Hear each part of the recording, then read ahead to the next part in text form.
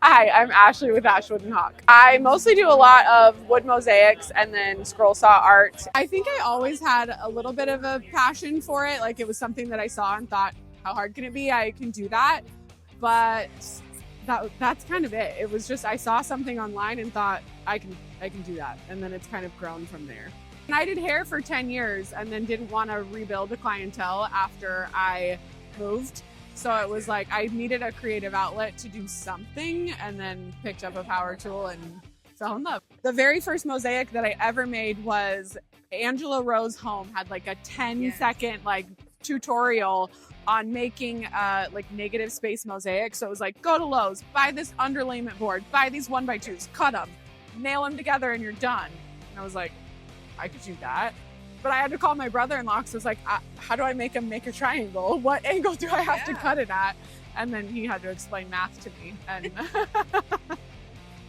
but that was the very first one that I ever made. And then I think just from like being on Instagram and finding people in the community and seeing other things, you see like, oh wow, that tool can do this. I want to try that. Yeah. And you know how it goes. Your tools, you just like snowball, and suddenly you have an entire workshop full of tools. Is that what happened with like carving and shaping things? Yeah, absolutely.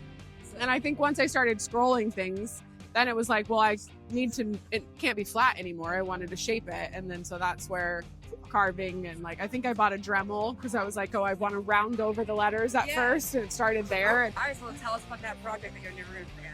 I think it's the cowboy couple. I made her like 3 years ago. And that was the first time that I had ever really used Intarsia to like put different pieces of wood together. Yeah. And carving that, figuring out how to like puzzle them together so they actually fit. And then I fell in love with her, but nobody else loves her as much as I do. So I decided to make her mate. And then now they can be together.